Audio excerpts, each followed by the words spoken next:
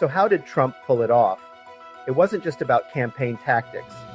Sure, Kamala went from a hopeful message to calling Trump a fascist, and Trump's controversies, January 6th, the fake elector scheme, calling Puerto Rico garbage-affected voters. But this election wasn't really about scandals or campaign moves. It was bigger than that. If it did, Kamala's numbers would have been much closer to Biden's in 2020. However, Kamala didn't just lose by a landslide in red states. She fell short in blue states too. She underperformed across the board. Cities, rural counties, blue states, red states, you name it. It's part of a global trend. People everywhere are fed up with the status quo, and this desire for change is driving elections worldwide. Here's part of the issue. A lot of people don't realize the president can't just snap their fingers to control prices.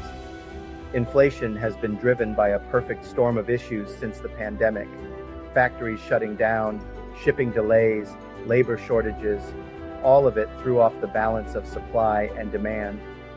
When things finally started reopening, demand shot up way faster than the supply chain could handle, and prices followed.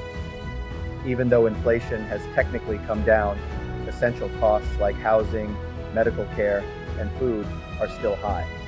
And while wages have risen, they haven't kept pace with these costs, leaving people stretched. Real wages, what your paycheck can actually buy, haven't grown as much as they should, and that gap is tough on people. Consumer confidence is also shaky. Many don't feel hopeful about the future, and there's this lingering sticker shock from those pandemic price hikes that hasn't really gone away.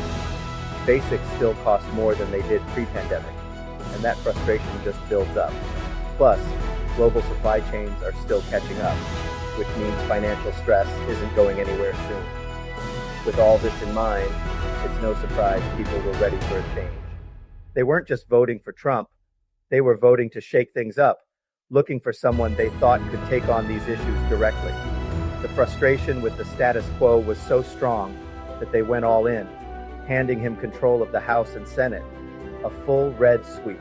And here's the kicker, this whole anti-incumbent vibe, it's not just happening in the US, it's a global phenomenon. Around the world, voters are frustrated with the status quo and are pushing for change. We've seen it in countries like Argentina, where people turned away from the ruling party because of soaring inflation. In Italy, the same frustration led to shifts in leadership.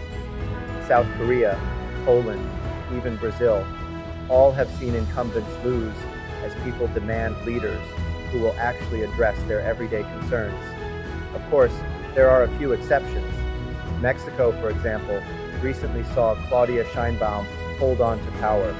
But even there, the tension is real. People are looking closely at leadership everywhere, and it's clear. Voters aren't afraid to shake things up if they feel their needs aren't being met. So, this election wasn't just about US policies or campaign strategies. It was part of a worldwide trend.